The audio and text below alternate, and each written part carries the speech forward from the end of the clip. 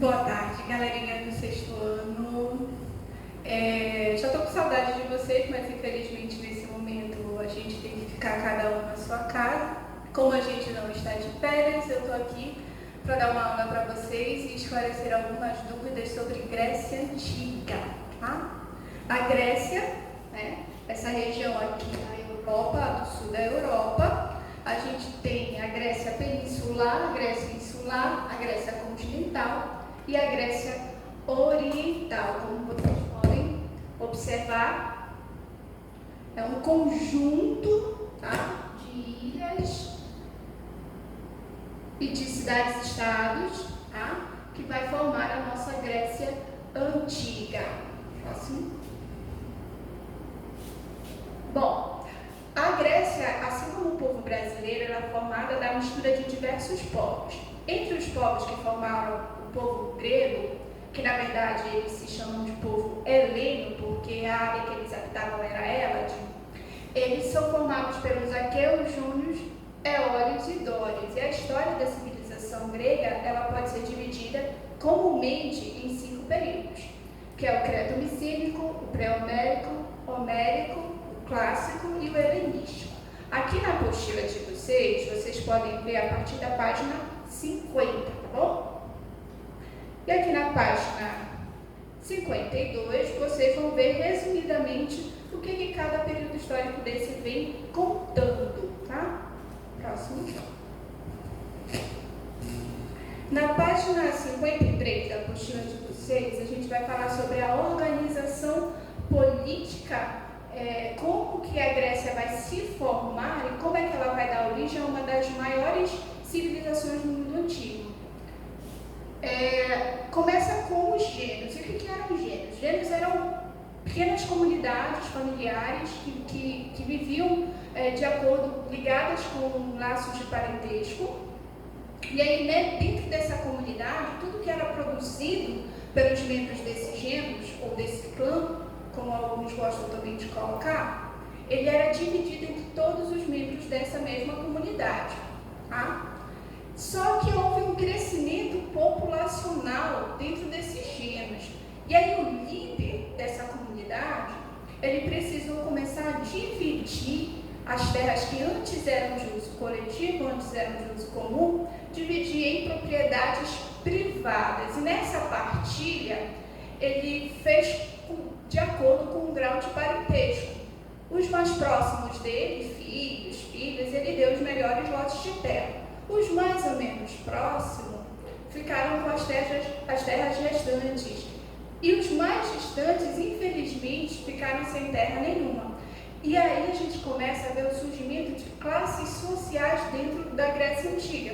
Tá? Então a gente vê uma camada pequena, né, em número, mas que ficou com uma grande quantidade de terra, uma camada média que ficou com poucas terras e uma camada imensa que ficou sem terra nenhuma e que tinha que trabalhar para aquelas pessoas que estavam com a propriedade de terras, tá?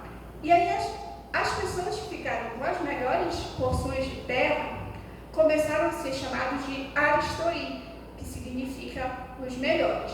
Guardem essa palavra que daqui a pouco a gente vai aprender um pouquinho mais sobre ela, tá? Os melhores, a aristoi, que se formou a partir da partilha dos gênios, tá?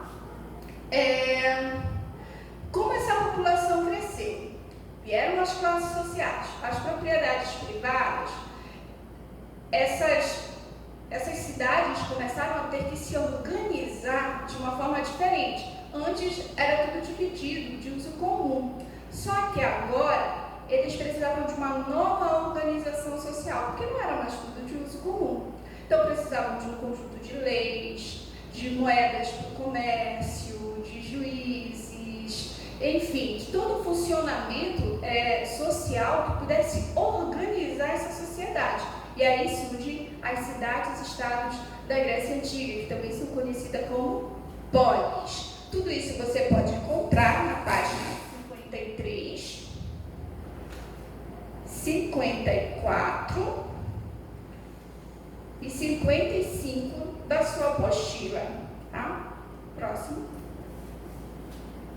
Aqui é mais ou menos como era uma cidade-estado lá na Grécia cima a Acrópole, que é a parte mais alta dessa cidade-estado, tá? Que era destinada principalmente para os templos destinados aos deuses, né? O mais famoso deles é o Partenon, na cidade-estado de Atenas. Tá? Aqui, pelo meio, a gente tem o que a gente chama de Ágora, que seria mais ou menos a praça pública onde as pessoas se encontravam para dialogar sobre política, para fazer comércio, enfim. A cidade-estado ela tinha essas duas características, né, em quase todas as cidades-estados. Essa parte mais alta, né, que é a Acrópole, e a parte mais baixa, que é a Ágora. E essas cidades-estados, geralmente, elas ficavam em regiões muito montanhosas. Lembrando que boa parte das cidades-estados gregas, elas se localizavam em ilhas ali no mar Egeu, do continente europeu. Pode passar. E como é que essas cidades-estados, elas começaram a ser governadas? Tá? Formas de governar a polis, ou as polis. Primeiro, no tempo dos gêmeos, a gente tinha um líder que era o pater familia. Depois dessa liderança, a gente tem a monarquia. Monarquia quer dizer o governo de uma pessoa só, o rei. Tá? Em algumas cidades-estados, tinha o governo de 2 reis, eram 2 governantes. Então, a gente pode chamar, que não pode dizer que era uma a gente vai chamar de diarquia, 2 governantes, tá? A aristocracia, lembram que eu falei da palavrinha aristoí, os melhores, que tinha ficado com as melhores porções de terra?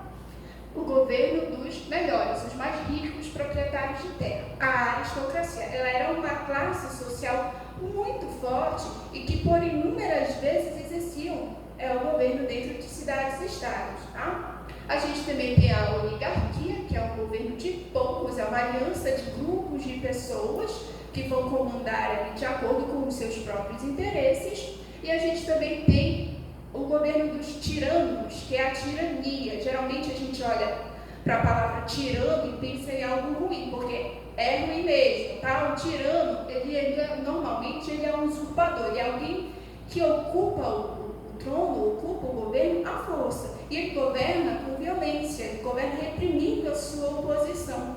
Então, por isso que a gente olha para os tiranos e pensa neles dessa maneira, dessa forma negativa, porque a forma que eles governavam não era muito legal. Tá? Próximo.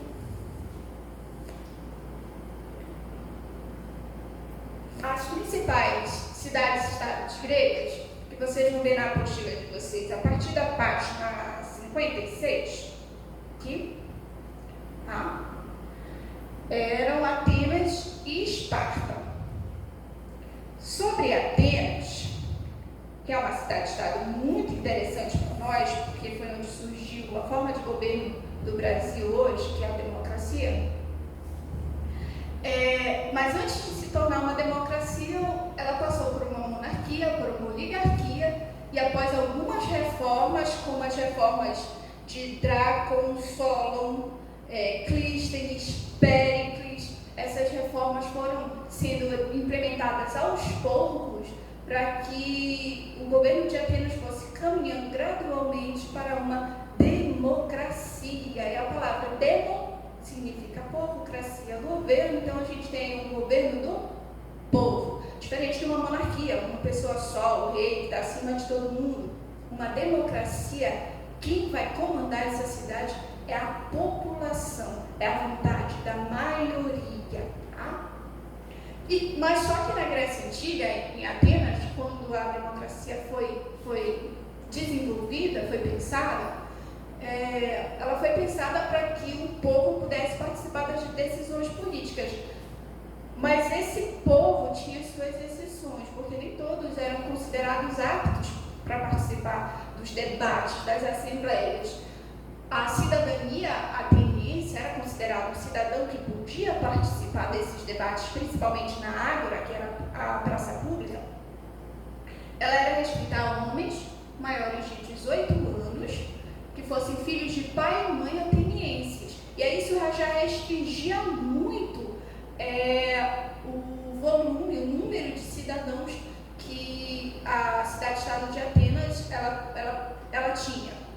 podiam participar da vida pública. Por exemplo, mulheres não podiam, né?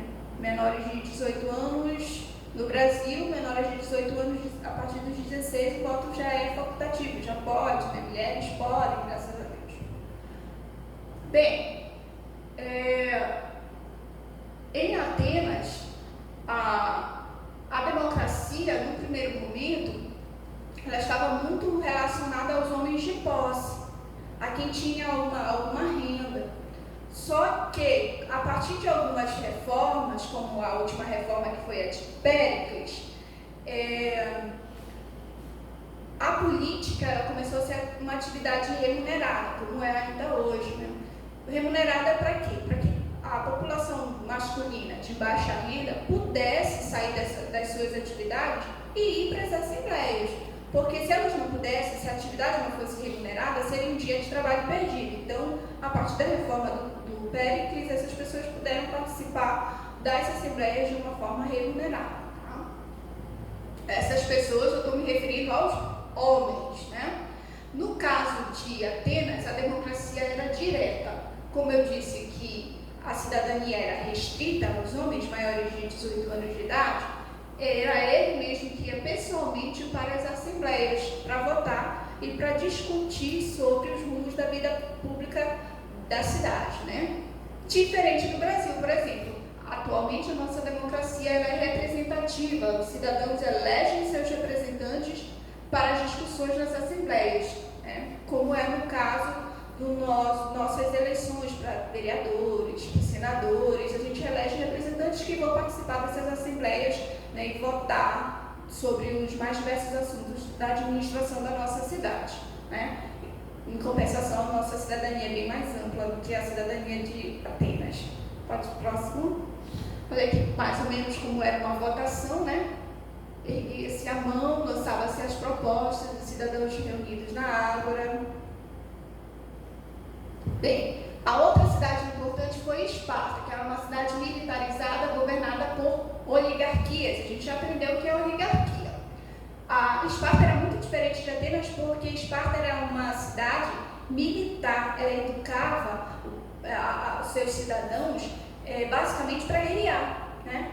Os meninos, a partir de 7 anos de idade, eles já iam para a academia militar. E quando nascia uma criança em Esparta, o conselho de anciãos via o estado que a criança nascia e se fosse saudável, ela poderia ser entregue para a família. Mas se não fosse, às vezes, na verdade, às vezes não, às vezes é triste falar isso, mas elas eram jogadas do alto de um penhasco, porque para os espartanos só importava que as crianças fossem saudáveis, capazes de servir no exército.